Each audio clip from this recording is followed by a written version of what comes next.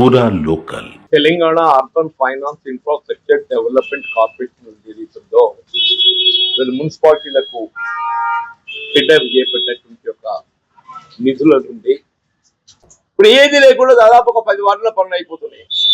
ఏది లేకుండా tender agreement లేకుండా వర్క్ ఆర్డర్ లేకుండా మరి ఏ విధంగా వర్క్ ఆర్డర్ లేకుండా మరి మున్సిపల్ పబ్లిక్ హెల్త్ సంబంధించినటువంటి ఒక ఇంజనీరింగ్ అధికారులు మార్కౌట్ ఏ విధంగా ఇస్తున్నారు? అసలు మార్కౌట్ ఇస్తుందా ఇస్తలేరా? అధికారుల పర్యవేక్షణ ఉందా లేదా? మరి ఏది లేకుండా పనులు చేపడుతున్నారా? అగ్రిమెంట్ లేకుండా వర్క్ ఆర్డర్ లేకుండా పని చేపట్టబడడం అనేది నేత నా సుదీర్ఘ ప్రజా జీవితంలో చెప్పంటున్నాను. ఇది మరో కాళేశ్వరం ప్రాజెక్టు తలపింపజేస్తుంది, ఇది మరో కాళేశ్వరం ప్రాజెక్టు తలపింపజేస్తుంది అని చెప్పంటున్నాను. Gauri Shankar infra builders limited ఈ కంపెనీ ఎవరిది? మరి ఆయనకి ఏదైతుందో ప్రభుత్వ నిబంధనలు వర్తించాయా? ఈ గౌరీ శంకర్ ఇన్ఫ్రా లిమిటెడ్ అనే పెద్ద మనిషి ఎవరు?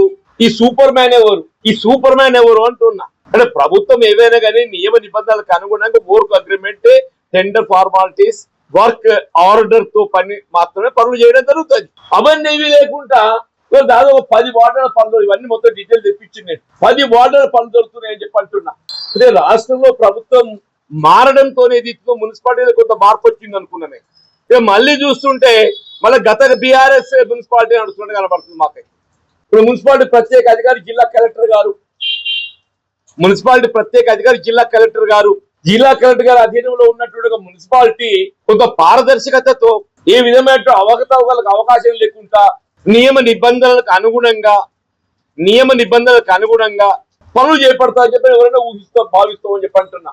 జిల్లా కలెక్టర్ గారు ఏదైతున్నదో ఈ suppose to be the monitoring officer. What is happening? Agreement అయినట్టయితే ఆ అగ్రిమెంట్ పేపర్స్ ఏదైతున్నదో మీడియా ముందు ప్రవేశపెట్టి, ఒకవేళ అగ్రిమెంట్ అయినట్టయితే వర్క్ ఆర్డర్ ఎన్నడు ఇచ్చిండ్రు?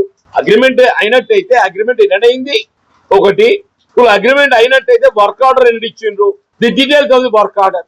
ఈ గౌరీ శంకర్ ఇన్ఫ్రా బిల్డర్ ఏదైతున్నదో మరి ఆయనకి ఏదైతుందో మరి పబ్లిక్ హెల్త్ అమలు చేసేటువంటి నియమ నిబంధనలు వర్తించాయా?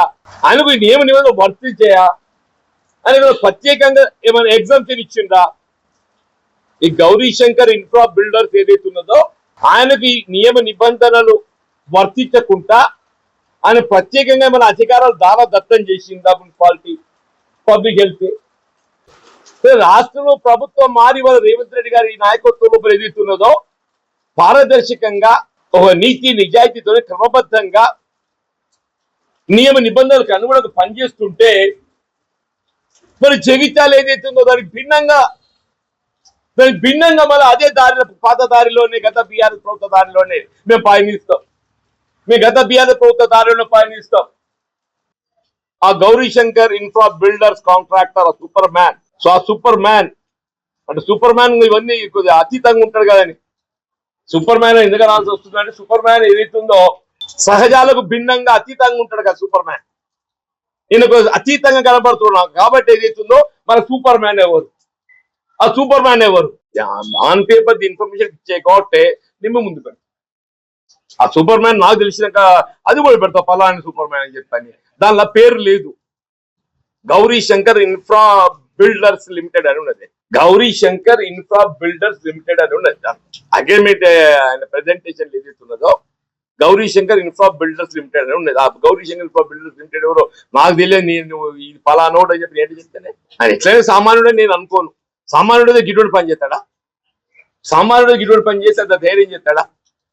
ఇవాళ చట్టాలకు అన్నిటికీ అతీతుడు ఇక పని చేస్తున్నాడు అని చెప్పి must be definitely super man. ఆ సూపర్ మ్యాన్ ఎవరో వెలిగి తీయాల్సిన బాధ్యత మీ మీదే కూడా ఉంది.